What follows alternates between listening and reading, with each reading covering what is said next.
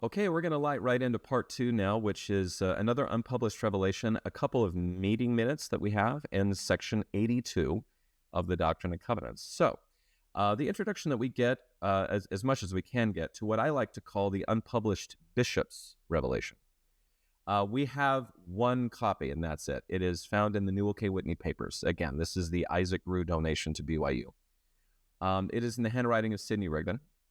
And Newell K. Whitney, again, flipped over the page and wrote something in graphite, which says, duty of bishops to Joseph and Sidney, and then M, and duty of bishops, etc., to Joseph and Sidney, March 1832, on the back of the page is in graphite, so, or what we would call pencil. And maybe they never called it pencil, but anyway, that's what I call it.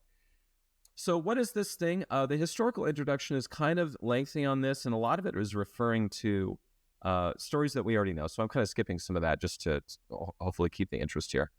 But the historical introduction that we get for this is, as Joseph Smith continued revising the New Testament in March, he may have had questions about bishops after reading Paul's statements in 1 Timothy chapter 3 about qualifications of bishops. It is also possible that prior to dictating this revelation, Joseph Smith received a January 1832 letter from Oliver Cowdery that included minutes from a Missouri conference held on the 23rd and 4th of January.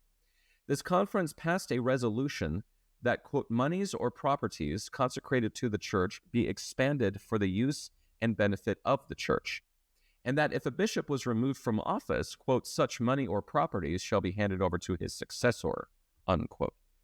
This resolution may have invited clarification. Whatever the reasons, this revelation, which was directed to Joseph Smith and Sidney Rigdon, reiterated the bishop's duties to oversee the consecration of property to the church. But it also emphasized that an 11 October 1831 revelation had declared that, quote, the office of a bishop is not equal to the president of the high priesthood.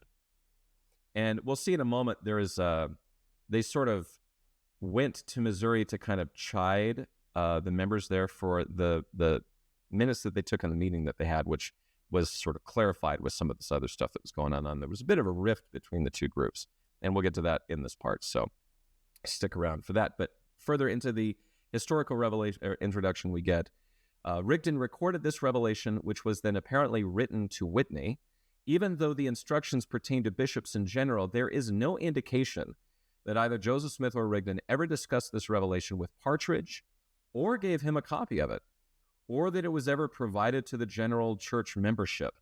The revelation itself indicates that it was for Joseph Smith's and Rigdon's, quote, own profit and instruction, and not necessarily for the bishop's use, which may be one reason why it was not sent to Partridge.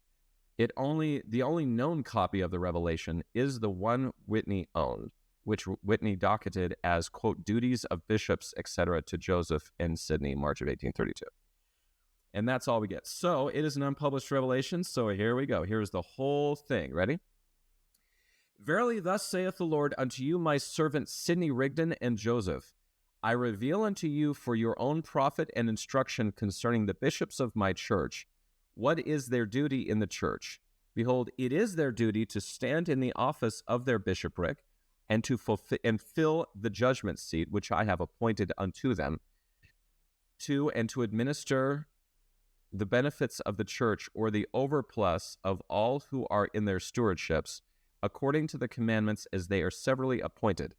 And the property, or that which they receive of the church, is not their own, but belongeth to the church. Wherefore it is the property of the Lord, and it is for the poor of the church, to be administered according to the law. For it is the will of the Lord that the church should be made equal in all things. Wherefore the bishops are accountable before the Lord for their stewardships, to administer of their stewardship, in the which they are appointed by commandment, jointly with you my servants, under or unto the Lord, as dedicated unto the Lord, that the Lord's storehouse may be filled always, that you may all grow in temporal as well as spiritual things. And now verily I say unto you, the bishops must needs be separated into their bishoprics, and judgment seats from care of business, but not from claim, neither from counsel. Wherefore I have given unto you commandment that you should be joined together by covenant and bond, Wherefore see that ye do even as I have commanded, and unto the office of the presidency of the high priesthood I have given authority to preside with the assistance of his counselors over all the concerns of the church. Wherefore stand ye fast, claim your priesthood in authority, yet in meekness, and I am able to make you abound and be fruitful, and you shall never fall, for unto you I have given the keys of the kingdom, and if you transgress not, they shall never be taken from you.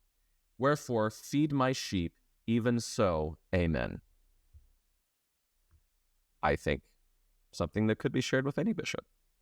So one footnote that we get to this, most of what this is referring back to other revelations, and so we won't get into that because we already have episodes for those, but footnote 6 for this says, the commandment reiterated in an injunction in a 4th of February 1831 revelation directing Edward Partridge to, quote, leave his merchandise and spend all his time in the labors of the church, unquote. One historian records that, despite this commandment, Newell K. Whitney, quote, did not leave his merchandise, but continued operating his stores to support himself and his family, unquote. So the phrase in there about, that doesn't belong to you, it belongs to all of us. Apparently, Newell K. Whitney wasn't doing that, which I find very intriguing. Okay, so there's an unpublished revelation. We've got two meeting minutes, one of which is actually titled in Documents Volume 2, Charges Against Missouri Conference and preferred to Joseph Smith. So basically, Joseph Smith was the one that's supposed to give this bad news. All right, so these are two loose pages in the handwriting of Sidney Rigdon with a few signatures at the end in those original hands. So what we get from the historical introduction to Charges Against Missouri Conference is the document itself states that Rigdon and the other signatories decided to bring charges against the Missouri Conference only after, quote, having received and examined the minutes and from a mature reflection and examination, and by comparing them with the revelations, unquote. Indicating that they did not prepare the response in haste. As originally written, the document also referred to, quote, the court of the high priesthood to be holden in Zion, unquote, indicating that the president of the high priesthood was the only one who could call the court of the high priesthood. And quite frankly, we're not sure really how this ended. It says here, in the initial draft of the charges, the complainants moved that the minutes be expunged from the record, though the passage was then canceled, since the minutes for 2 days of meetings did not appear in the official minutes that are extant from these years, the complainant's concerns may have been addressed. And so what this really is, hey, we took a look at the conference that you held, and it was all wrong. We need to hold a court to sort of make this official. And kind of the idea is we should be expunging this from the record. It's what you guys did was incorrect. And this has to do a lot with how they're to handle their temple affairs, who gets to do what, all that kind of stuff. And it's a new church, so I think this is actually a very healthy dialogue. I don't think this was anything horrid. So that's what we get. The next thing is a minutes of meetings, which kind of clarifies a few of these things. This is from Minute Book 2, and Minute Book 2 is mostly written in the handwriting of a man by the name of Ebenezer Robinson. And this is where we get a lot of, from this point forward especially, a lot of clarification on what revelations and documents mean. So kind of important here. So I'm just going to give the historical introduction again. We're starting to get into so many other records that I'm going to have to blow over them in order to get through this series. But historical introduction for these minutes say, the council then resolved a long-standing difficulty between Rigdon and Edward Partridge. In September of 1831, Rigdon charged Partridge with insulting Joseph Smith and disrespecting his position as prophet. On the 10th of March, 1832, before the arrival of Ohio visitors, a Missouri conference considered Rigdon's charges, after which Partridge stated his willingness to make every confession which Brother Sidney has as a disciple of Christ could require, and forever bury the matter. The April conference marked the first opportunity for the two to reconcile their differences face to face. After the two made amends, Joseph Smith dictated a revelation that discussed the concept of forgiveness and instructed the council to organize the church's publishing and mercantile endeavors, through the establishment of a governing firm. And so Section 82 is the aftermath of this meeting. And that's one of the reasons why I thought this was interesting to include. So this is a really big unification of these church units. You have Ohio and Missouri. And so we get this from the historical introduction. By taking these actions, the council solidified church administration in Missouri and fostered greater unity between the church in Independence and the church in Kirtland, Ohio. In acknowledging Joseph Smith as president of the high priesthood, on the 26th of April, for example, Partridge extended to Joseph Smith, quote, the right hand of fellowship on behalf of the Missouri church. This action was particularly significant given Rigdon's earlier charges that Partridge, quote, assumed authority over Joseph Smith in open violation of the laws of God. Joseph Smith's acceptance of, quote, the right hand of fellowship from Partridge may have confirmed to those present his continuing regard for Partridge as the leader of the saints in Missouri. In a similar way, the formation of the governing firm promoted unity between Independence and Kirtland leaders by joining them together in an enterprise that would benefit the church in both areas. As a later Joseph Smith history declared, the business conducted by the 26 and 27 April Council furthered Joseph Smith's efforts to, quote, so organize the church that the brethren might eventually be independent of every encumbrance beneath the celestial kingdom by bonds and covenants of mutual friendship, and mutual love. So kind of again, another thing that's very interesting to me, because I think and I think this is because of communication and the way that we can do things, but everybody was kind of a lot more independent back then. And I just find it funny that, this is a very new church. And even now, they're already kind of these weren't just pushover people. They were rising up and saying, actually, Joseph, maybe you're wrong here or there and everywhere. And they're fighting each other and going back and forth. And so the fact that churches would reconcile with themselves is something that we haven't seen in a very long time. And so the aftermath of this is section 82. This is the revelation that we get. And you're going to see some references to this as well. So section 82, the earliest copy of this revelation that we have is in Revelation Book 1, and it is in the handwriting of John Whitmer. Not to be published now is written in brackets by John Whitmer as well. What's funny about that is that it was published friggin' all over the place. So it made it into the 1835 Doctrine and Covenants, for example, and there's a lot of other things here. So another thing that we see in Revelation Book 1 in this most original copy that we get, the first copy that we get anyway, we see these asterisks, which the facsimile edition clarifies this way. The 1835 Doctrine and Covenants uses code words for 10 proper nouns found between the asterisks and an asterisk on the following page. The asterisks are likely part of a key used by copyists or typesetters to include these code words in publication. And we talked about these code words in a previous discussion. Some of these words had meanings, and some of them I think might have just been gobbledygook, but it was a way to sort of protect people's identities as they were planning on publishing these to the world. We don't do those anymore, but that's what it was. In all things, whenever you see the word firm, it is replaced by order in Oliver Cowdery's hands. So people talk about the United Order. It was originally called the United Firm, and this was sort of the official organization to handle the consecrated properties of the church. So that was all done by Oliver Cowdery's hand. This revelation is known as Section 86 in the original 1835 Doctrine and Covenants, even though it says do not publish. It's okay. It is also found in the manuscript history of the church. And we get a couple of circumstantial introductions to this. So Revelation Book 1 says 78 Revelation. We're getting back to the numbering. Independence, Jackson County, Missouri, April 16, 1832 is all you get. Doctrine and Covenants gives us Revelation given April 1832, showing the order given to Enoch and the church in his day, which is not a code word. This is actually kind of going back to how did the city of Enoch function, which is a little confusing because Gazalim or Enoch are also the code words for Joseph Smith in these revelations. Anyway, we're talking about actual Enoch from the Old Testament. Manuscript history reiterates the conference meeting minutes that we've just read. So it says, on the 26th of April, I called a general council of the church and was acknowledged as the president of the high priesthood, according to a previous ordination at a conference of high priests, elders, and members held at Amherst, Ohio on the 25th of January, 1832. The right hand of fellowship was given to me by the Bishop Edward Partridge in behalf of the church.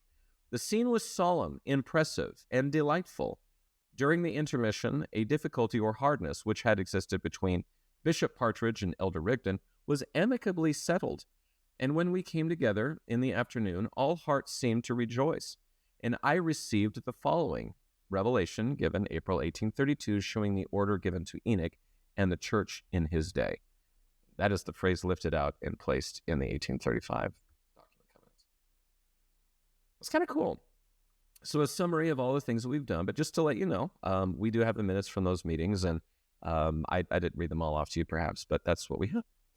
We do get some differences in the introductions or in the section headings of modern scriptures. So in 1981, we get the same thing all the way up to C section 75. So this, where is it and what's been going on up to this point? And then we get a pretty big change here. It says, in 1981, formally unusual names were used in the publication of this revelation to conceal the identity of the persons named.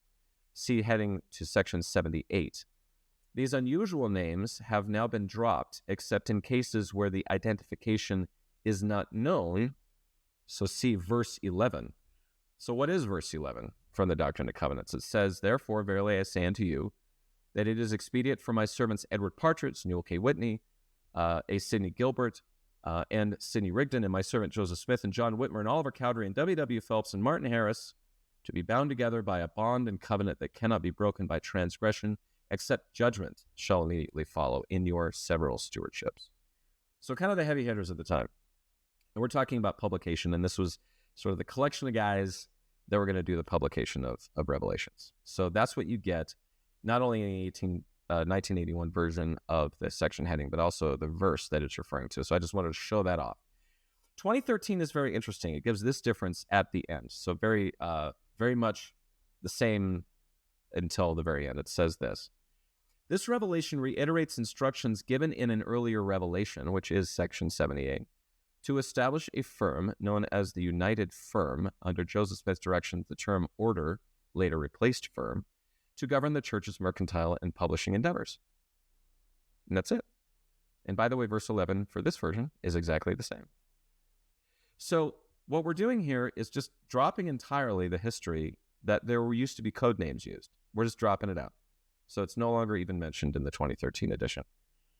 But because I'm having a little fun here, and I'm the amateur historian, the original Doctrine and Covenants gives this in verse 4, which would have been the same as verse 11. So this, I just read off a ton of names to you, right?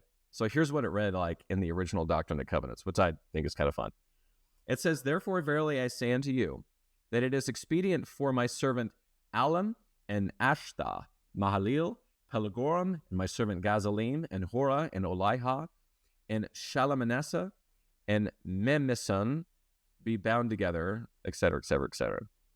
Now, Revelation Book 1 just gives the first names. So in that case, it would have been, hey, Edward, Newell, Sidney, Joseph, John. Anyway, I just think that's really interesting. So rather than list those things off to you, if you read the original Doctrine and Covenants, you would have had all these interesting names instead, these code words. So that's a little about the paper's introduction. I thought that was kind of fun. Documents Volume 2, the historical introduction to this we get. This revelation was dictated in the second half of the first day of a council of high priests and elders held 26th and 27th of April, 1832 in Independence, Jackson County, Missouri. Its contents reflected some of the business transacted by that council, including the resolution of a disagreement between Sidney Rigdon and Edward Partridge. The first part of the revelation acknowledged Rigdon and Partridge's reconciliation, forgave them for the offenses of their earlier conflicts, and required the recipients of the revelation to forgive each other and obey God's commandments. The second part of the revelation reiterated the need to organize a governing firm for the church's business and publishing interests, and named the individuals who were to participate in this organization. And further to this, it says they included 5 men living in Missouri. So this is Partridge, Sidney Gilbert, Oliver Cowdery, John Whitmer, and William W. Phelps. And the 4 living in Ohio. So we got 2 of them. And that was Joseph Smith, Sidney Rigdon, Newell K. Whitney, and Martin Harris.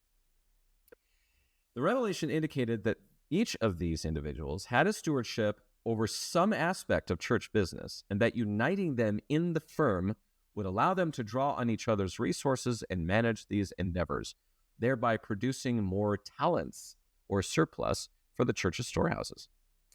So basically, he was saying, I need you both in both places. You're going to be united under the firm, and you're going to use each other. You're going to help each other out. So further to this, in the historical introduction, church leaders apparently believed that publication of plans for their commercial and real estate ventures could be detrimental to their larger goals. The 26 April revelation was not published in the Book of Commandments, but it was published in the 1835 edition of the Doctrine and Covenants with pseudonyms for the names of the elders in the revelation and for the name of the church's governing business firm, which by 1835 had been discontinued. So by the time they published it, the firm was gone. So, and I've already read off to you the code names, the pseudonyms that they gave. Anyway, just kind of an interesting thing. And I would say, even to this day, there's been a lot of stuff in the news about, at any church, I would say, not just ours, but the Church of Jesus Christ of Latter-day Saints is definitely kind of under scrutiny about businesses that they own and things that they're doing to save money, make money, and how it goes. And I don't know much about that. I'm going to stay out of that. But this is still definitely a point of conflict for the modern church, even to this day, is, do we really publish and make known all of our commercial and real estate ventures? Is there privacy there? Do they have to report it? I don't know. But anyway, that's still one of those concerns even to this day. Footnote 3 to the historical introduction says this: although Jesse Gauss was a counselor to Joseph Smith and accompanied him on this trip, there is no evidence that he was made a member of the firm. This may have been because, unlike the 9 listed here, Gauss did not already have a role in the management of the church's publishing and mercantile endeavors, because he was a recent convert. So obviously Martin Harris and some of these others had been involved in this for a while, and Martin Harris had a major interest in selling Books of Mormon in order to make his money back. And so some of these people, Oliver Cowdery and so forth, were already involved, and Jesse was not. I'd also see a safety there in that, not everybody that's involved in church leadership should be involved in this as well. So, maybe there was that. But we'll see. Anyway, by the end of the year, Jesse was excommunicated. So that's that. So some content and footnotes from this. So the section with all the names in it, as we've already said, Newell and Sydney, or if you want to do the code words instead, the footnote for that little section says, all of the men named had already acted as stewards in some capacity. A November 1831 revelation designated Joseph Smith and Rigdon, Cowdery, Whitmer, Harrison, Phelps as stewards over the revelations and commandments. A Partridge and Whitney were bishops, and Gilbert was an agent to the church and keeper of the Lord's storehouse in Missouri. Bishopric, in this instance, likely refers to, quote, the district over which the jurisdiction of a bishop extends, unquote. This passage may mean, then, that Partridge's and Whitney's stewardships in the firm included their responsibilities as bishops in their respective jurisdictions. I think that's still how that word is used today. I know if you're in a bishopric, you're either a bishop or counselors, or maybe you're an executive secretary. But your bishopric, I believe, and I think that's the scriptural term for it, is also maybe your ward boundaries in today's terms. So, further into the text we get, therefore I give unto you this commandment, that ye bind yourselves by this covenant, and it shall be done according to the laws of the land. Behold, here is wisdom also in me, for your good, and you are to be equal, or in other words, you are to have equal claims on the properties for the benefits of managing the concerns of your stewardship. Footnote 7 to this is actually from Mormonism Unveiled, which is an anti-Mormon literature. This reiterated a commandment given in a 12 November 1831 revelation. The assets of the firm and its organization were likely not extensive. Whitney and Gilbert both had stores, and Phelps had his printing operation in Independence. Partridge, meanwhile, had bought around 1,200 acres of land to be used as, quote, inheritances for the saints. Eber D. Howe, editor of the Painesville Telegraph, there they are again, and a persistent critic of Joseph Smith, later observed that by the end of 1831, the church had, quote, a capital stock of $10,000 or $15,000, unquote. However, Howe probably did not have access to such information, and the lack of precision cast doubt on the accuracy of Howe's estimate. So take that, Howe. But anyway, yeah, so that is, this firm really never really ballooned into something massively significant, and was eventually disbanded right around the time the original Doctrine and Covenants was formed, or was published, excuse me. Again, further into the revelation we get, the soul that sins against the covenant and hardeneth his heart against it shall be dealt with according to the laws of my church, and shall be delivered over to the buffetings of Satan until the day of redemption. So footnote 13 on this says, the March 1832 revelation directing the organization of the church's publishing and mercantile endeavors similarly stated that these entities were to be organized, quote, by an everlasting covenant which cannot be broken, and he who breaketh it shall lose his office and standing in the church, and shall be delivered over unto the buffetings of Satan, unquote. And I would say that in a lot of the church courts that you get later in church history, and we may get to some of this in the Joseph Smith papers, whenever somebody is either kind of disfellowshipped or excommunicated in today's terms, they would say, in those days, we are delivering you over to the buffetings of Satan. And the idea is that, you've sort of made your bed, you're going to live with it, you're going to have all your consequences. And they were a little bit more supernatural about it, kind of meaning like, you no longer have the protection of the Holy Ghost or the priesthood or whatever, and so you're going to be delivered over. And in some cases, when people returned, they would very much make that a statement of like, I paid for this, I felt awful, things didn't work out for me, and so I've come back, and please forgive me, and all that kind of stuff. So that's what those statements mean, buffetings of Satan. The aftermath of this revelation is that it was actually published in 1835, and the Book of Commandments went underway to publication before the press was attacked, of course. But we did get a few of those actually done. And as we probably said before, we get through to most of the very early revelations until one is cut off in the midst. So a few gatherings were done before the press was attacked and destroyed. And that's all we have for the second part. So in our final, we have a meeting about publishing some of these revelations, as well as section 83, as we call it today. Very interesting section there. So stick around, and we'll keep on going.